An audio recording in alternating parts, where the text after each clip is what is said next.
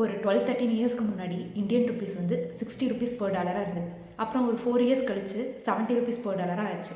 அப்புறம் 80 rupees per டாலராக ஆச்சு. இப்போ வந்து இந்தியன் ருப்பீஸ் கிட்டத்தட்ட 90 ருப்பீஸ் per டாலராக இருக்குது. அதுவும் 2025ல மட்டும் இந்தியன் ருப்பீஸ் கிட்டத்தட்ட 6% டிப்ரிஷியேட் ஆயிடுச்சு. இதனால இந்தியா இப்போ வந்து டேஞ்சரான சுச்சுவேஷனில் இருக்கா இல்லையா அப்படின்னு இந்த வீடியோவில் பார்க்கலாம். ருப்பி டிப்ரிஷியேட் ஆகுறது நமக்கு எப்போ பிரச்சனையாக இருக்கும்? நம்ம ஏதாவது டாலர் கொடுத்து பொருள் வாங்கில தான் நமக்கு பிரச்சனையாக இருக்கும். ஏன்னா சின்ஸ் இப்போ ருப்பி டிப்ரிஷியேட் ஆகிறதுனால நம்ம அதிகமான ருப்பி கொடுத்தா தான் அந்த பொருளை வாங்குற மாதிரி இருக்கும். அப்படி நம்ம டாலர் கொடுத்து வாங்குற 2 முக்கியமான பொருள் ஆயில் அண்ட் கோல்டு. அப்புறம் இந்தியா வந்து நெட் இம்போர்ட்டர், அதாவது நம்ம எக்ஸ்போர்ட் பண்ணுற பொருளோட இம்போர்ட் பண்ணுற பொருள் தான் அதிகம். அதனால எப்பயுமே நமக்கு யூஎஸ் டாலரோட தேவை இருந்துகிட்டே இருக்கும். ஸோ நமக்கு யூஎஸ் டாலர் எப்படி கிடைக்கும்? 2 வகையாக கிடைக்கும். ஒன்று வந்து எஃப்டிஐ, இன்னொன்று வந்து எஃபிஐ. எஃப்டிஐங்கிறது ஃபாரின் டைரக்ட் இன்வெஸ்ட்மெண்ட், அதாவது ஃபாரின் கம்பெனிஸ் வந்து இந்தியாவில் டேரெக்டாக பிஸ்னஸ் செட்டப் பண்ணுது பார்த்தீங்களா, அதை வந்து ஃபாரின் டைரக்ட் இன்வெஸ்ட்மெண்ட்னு சொல்லுவாங்க. இல்லாட்டி ஃபாரின் கம்பெனிஸ் வந்து இந்தியன் ஃபர்ம்ஸ் அக்யர் பண்ணும் பார்த்தீங்களா, அதையும் ஃபாரின் டைரக்ட் இன்வெஸ்ட்மெண்ட்னு சொல்லுவோம்.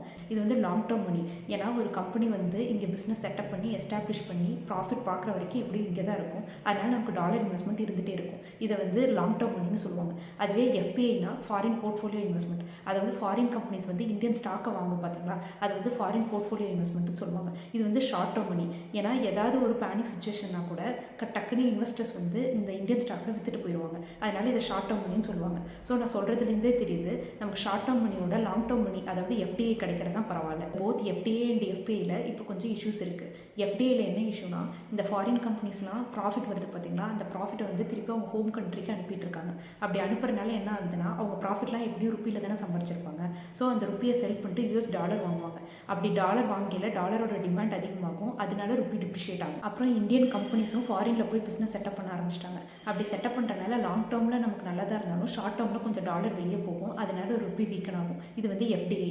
எஃபிஐன்னு பார்த்தீங்கன்னா இந்தியன் மார்க்கெட்டே இப்போ கொஞ்சம் ஓவர் வேல்யூடாக இருக்குது. அதாவது கம்பெனிஸோட மார்க்கெட் ப்ரைஸோட அதோட ப்ராஃபிட் வந்து கம்மியாக தான் இருக்குது. இப்படி ஃபாரின் இன்வெஸ்டர்ஸ் வந்து இந்தியன் மார்க்கெட் வந்து ஓவர் வேல்யூடாக இருக்குது அப்படின்னு ஃபீல் பண்ணாங்கன்னா டக்குன்னு ஸ்டாக்கெல்லாம் விற்றுருவாங்க.